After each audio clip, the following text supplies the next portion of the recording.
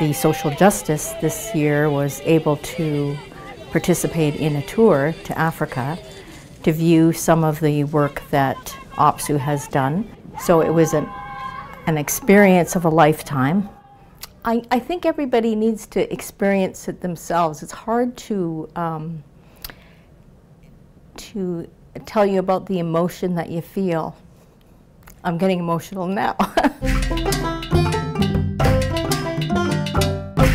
September 4th, early morning, we left Toronto to the long 19-hour flight to Johannesburg. And then we stayed there overnight and left again early in the morning to Malawi. And we met Doug Miller and got on our Sputnik bus, which is a pretty small bus, but it managed to hold 10, 11 people. What struck us is how he had managed, with some help, to pack all of our suitcases, because each one of us had brought at least an extra suitcase jam-packed with donations. And he had managed to layer 2 levels of suitcases and tied them down, plus suitcases inside of the Sputnik, and somehow we miraculously all managed to fit in this little van. And it was our mode of transportation for the week that we were in Malawi.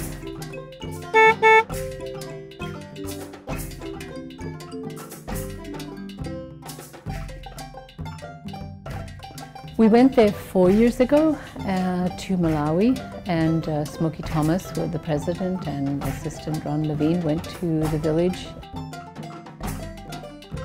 We decided about 5 years ago to begin funding small community projects, and one of them was Makupo Development Project in the village in Malawi.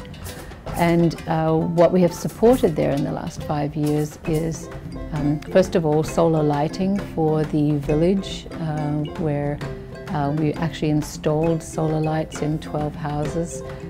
We built a well. We saw firsthand the results of OPSEU's donations, the well that cut travel time and the distances traveled for other villages to come and get water, you know, from 5 miles down to 2.5, from 6 down to 3, from 1 to a half a mile. We have given some funds for a second well to be built in this village called Nguo village. So that's where Makupo villages were taking us on the second day. You didn't realize the transformation that it made for these villages. I mean, water is the blood of life in Africa. And if you would have seen where they got the water prior to us putting the well in, you wouldn't believe that people actually drank it. So it really touched me. I mean, the celebration they had was like a major festival honoring us. And even though our predecessors from OPSEU, Smokey and them, they actually put it in, and some of us didn't have anything to do with it. We were so touched by, their reaction to us and how we transformed the communities.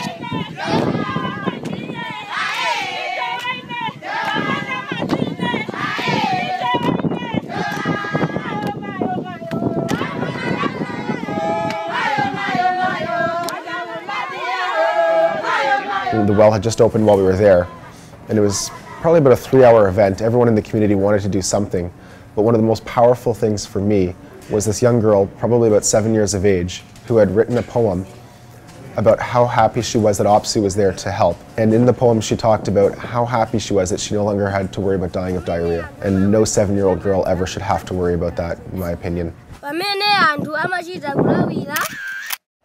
That brought the entire group to tears. I mean, I took that back and was so touched. I said to my family, like, we have to do something. So talking to my local, talking to my place of employment, we've decided that we will commit to raising money towards a well. So we're getting the word out that way, that water is life.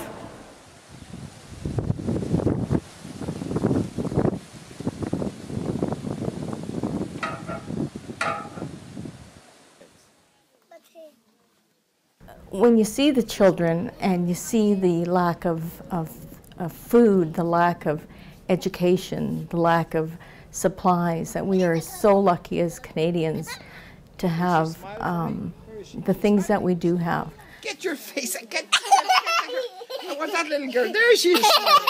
Okay, yeah, everybody's smiling. The food that we were provided with was, for the 12 of us, was probably what I would serve to my family of 4. So it was minimal, but it was nutritious, and we were able to survive. That's a pile of porridge there, man. Yeah. We've built a piggery specifically for the women as an economic project for the women of the village. As well as that, we built a hostel, and that's where we stayed. People will say, why would you build a hostel in the village?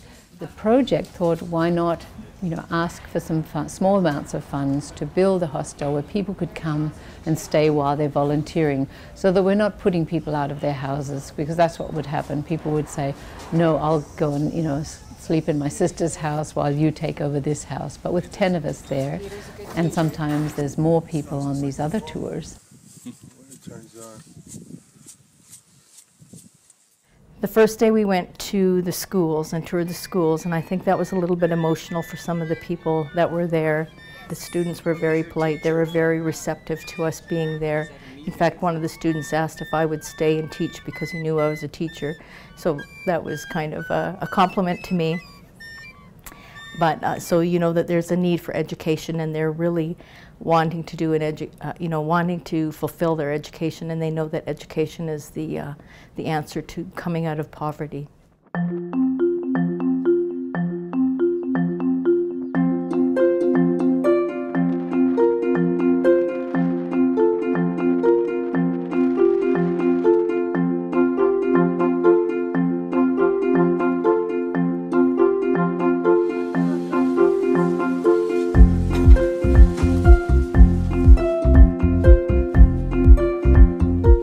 A number of members in the region that were collecting medical supplies for me from doctors who had medical supplies in excess that wanted to go overseas. I brought 12 cases of syringes to a church-run hospital that had very little funding in Malawi. They were doing some amazing work, but struggling with lack of resources. May the Almighty God bless you. Thank you very much. Thank you.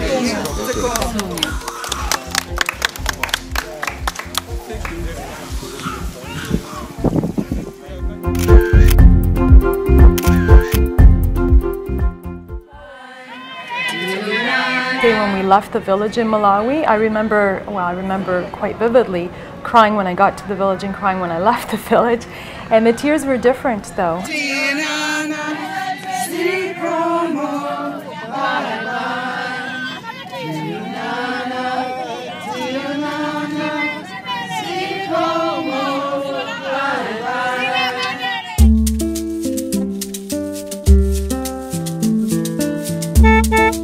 From there, we went back to South Africa, and we spent 2 weeks in South Africa. And in particular, we were there to look at Stephen Lewis Foundation project. We've been working closely with them with their HIV/AIDS project in Africa, and they have expanded, and they are doing a lot more work with the grandmothers from Africa.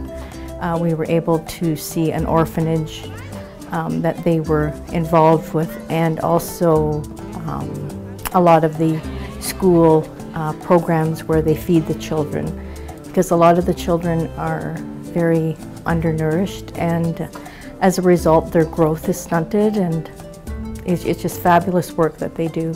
Our approach is we take our cues from the African communities themselves, from the experts, because we know that if change happens, and when it happens, it's because communities are empowered and they get mobilized.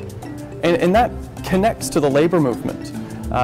From the beginning, the Foundation's strongest supporter and most dedicated supporter has been the trade union movement, and in particular OPSEU. And it's because OPSEU, like us, believes in grassroots community action. And OPSEU, like us, knows that if we're going to turn the tide of the AIDS pandemic, it's because local activists are empowered. The projects themselves are wonderful, and the programs that they're involved in the townships are quite amazing. Especially the music that they're promoting amongst youth. So music which transcends their traumatic lives. Marimba, that was music therapy. And when we went to that program, I was kind of, after you're at the orphanage and you know, the kitchens for the schools, I thought this was kind of a fluffy, a kind of program. It turned out to be one of the best days and one of my favorite days of the whole tour.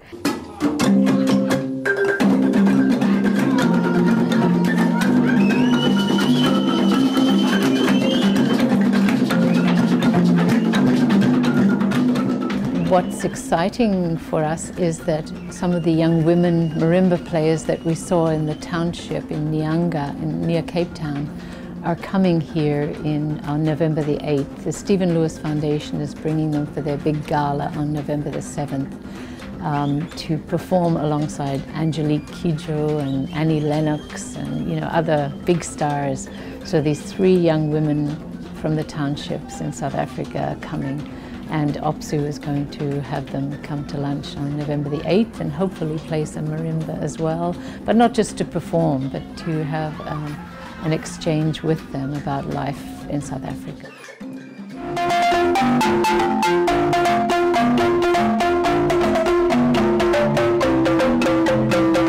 Their dream that they would love also to play in another part of the world. So it was a dream come true for them to be here in Canada in the 75th birthday of Stephen Lewis Foundation.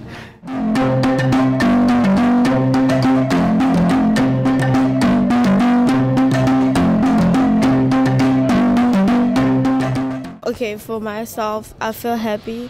I forget about all things that make me feel bad. And yeah, it's a good thing to relieve stress.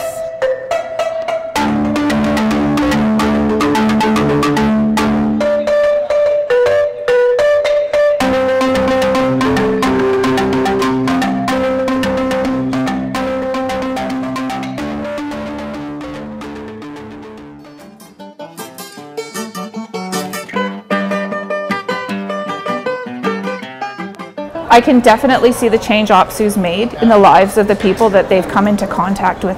It's great. I mean, OPSEU working with the Stephen Lewis Foundation in South Africa, not just in Malawi, it's impacted lives greatly.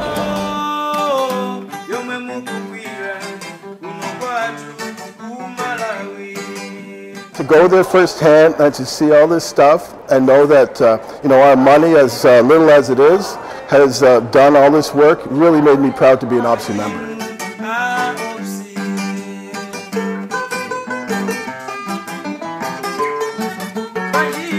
This is where labor symbolically and practically and concretely can do so much when we connect our struggles with the international struggles for the same goals that we all face.